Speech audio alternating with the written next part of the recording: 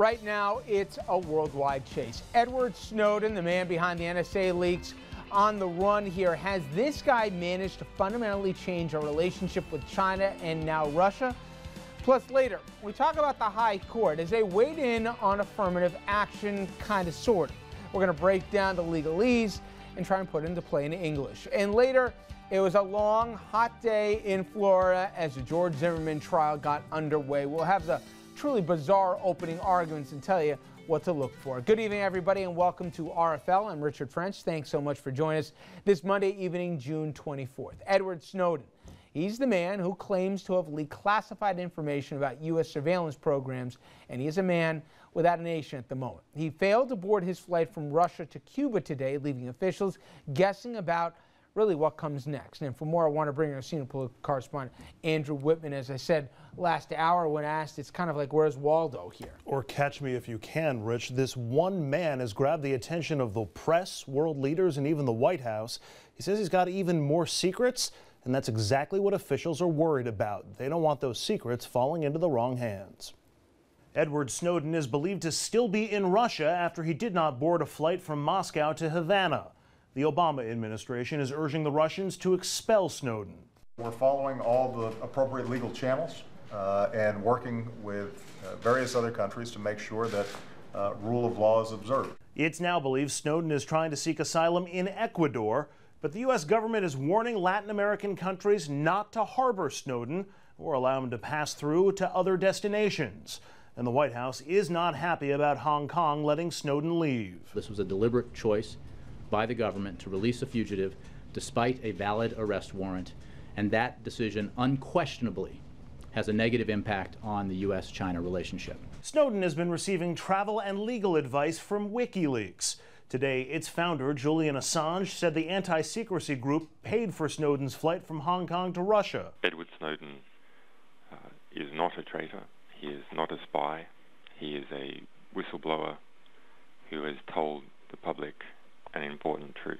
Snowden, charged with theft and espionage, is believed to be carrying 4 laptop computers reportedly filled with U.S. government secrets. I had access to, the full rosters of everyone working at the NSA, the entire intelligence community, and undercover assets all around the world. Snowden's U.S. passport has been revoked. Julian Assange says the government of Ecuador provided Snowden with refugee travel documents. Rich?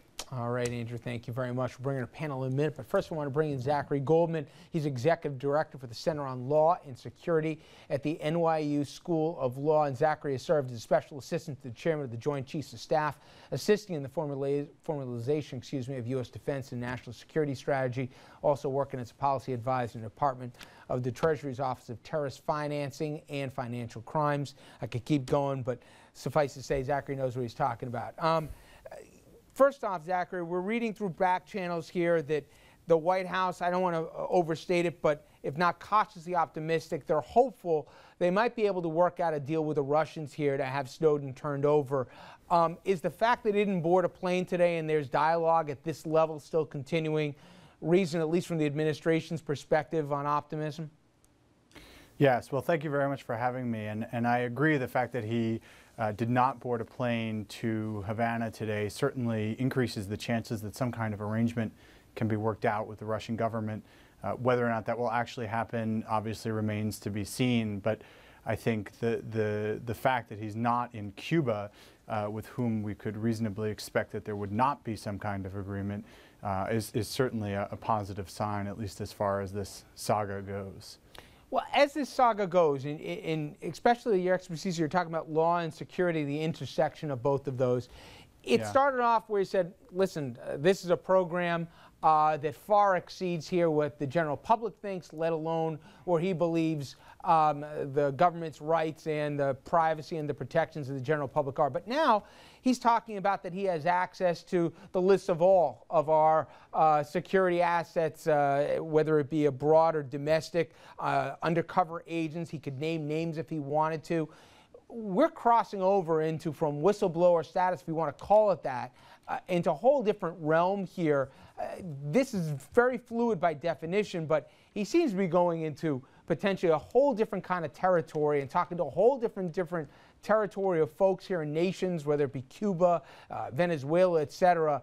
This thing's starting to spiral out even wider than people thought a week ago, isn't it?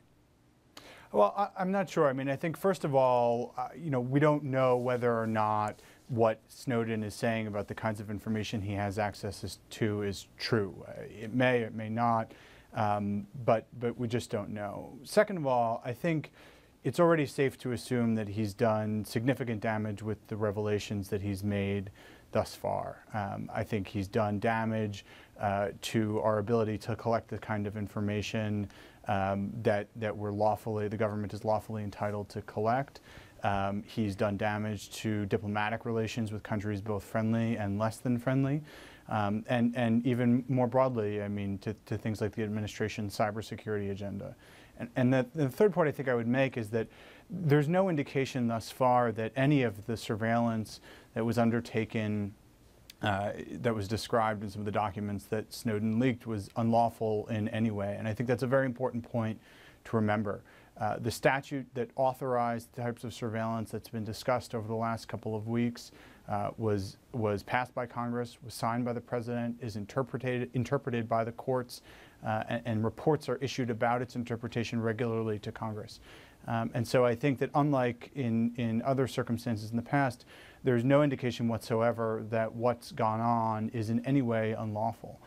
It might surprise some Americans, the types of surveillance that's going on, and I hope. Well, let me in a second, Zachary. In a second, let me get to the program itself. But first, about the individual. And for me, and I think for many, you look at this person and you say, "Listen, this is a guy who didn't even graduate high school. Basically, if you look at his body of work here, isn't somebody that you necessarily would scream, let's give this guy top clearance." And then you multiply by the tens of thousands of people with that kind of access. And it surprised at least me. This used to be a world used to travel into a degree. Would the general public be surprised how many people have this level of security clearance and this level of access? Yeah, I think that might be surprising. And I think that there's no question that in the post 9/11 era, there was a significant expansion of the defense and intelligence agencies in this country. And that, as has been discussed a great deal in the last several weeks, that this necessitated the engagement of the kinds of contractors that Snowden worked for. So in that sense, it might be surprising the number of people that have access to the kind of information that he's leaked over the last couple of weeks. But I think that doesn't in any way diminish the gravity and the grievousness of what he's done. Okay, take him out of it, because I happen to agree with you here, while some may give him a more favorable light here. I'm in the same camp. But Zachary, on the same end, you said what was done to this point and what's been revealed is completely legal. Let's even say, from the letter of the law standpoint, that's right. From the spirit of the law, a lot of people believe our rights for privacy and protection, those rules changed after 9/11. We really never had a national dialogue about that. And the intersection is, hey, in the 21st century, in the digital age, all bets are off. And whether you're picking up a phone or whether you're having some email correspondence with somebody, you're doing a Skype interview, the government will be the sole decider in many ways here as to what they'll get, how to get it, domestic or foreign. I understand we don't know all the facts yet. They haven't completely all come out. But don't you believe there should have at least been a national debate here to decide what we're comfortable as Americans in terms of ceding since 9/11? Sure. I think I'd make 2 points in this regard. First, the statute pursuant to which much of the information that's been discussed was collected was adopted in 2008. It was sort of a revision and added a significant amount to a statute that was adopted in 1978. And since then has been renewed once. And there was some debate both in 2008 and at the end of 2012 when these statutes were renewed about the parameters of the surveillance that was permitted. Second, I think that yes, you're obviously correct that we have a small slice of the facts about what was undertaken. But again, in the text of the statute itself, we can get some idea as to both what kinds of information collection is permitted, but more importantly, what kinds of limitations exist. Limitations on the targeting of U.S. persons, limitations on what can be done with material about U.S. persons that is inadvertently collected, and limitations on the use for which this kind of collection can be undertaken, namely only for foreign intelligence purposes.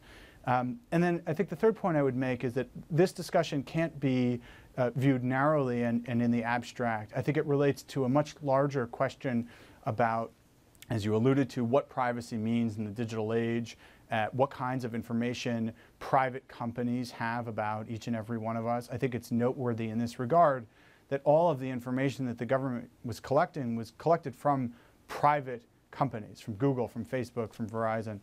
And I think it's very important and it's interesting to reflect as a society about what we provide to those companies and why government access to that information can and should be different. So I agree with you completely that, that this should be a national debate about these questions. The technology is obviously evolving at lightning speed, and the legal regimes that govern it are also changing. Well, Zachary, let me ask you a final question. I want to bring it to our table on this.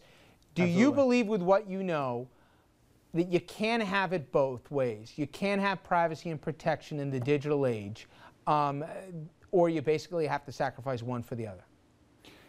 I don't think that the image of a pure trade-off between the two fully captures the nuance involved. I think our concepts of privacy are changing, and I think that there are respects in which one cannot be secure without some degree of privacy, but at the same time that privacy doesn't mean very much if we're not secure. So I think all of these concepts are a bit in tension with one another and are again changing dramatically, and the way we think about privacy in this sort of internet digital age is very different than the way we thought about privacy not too long ago. Zachary Goldberg, I appreciate a few minutes. We'll hopefully talk to you soon here. Thank you very much.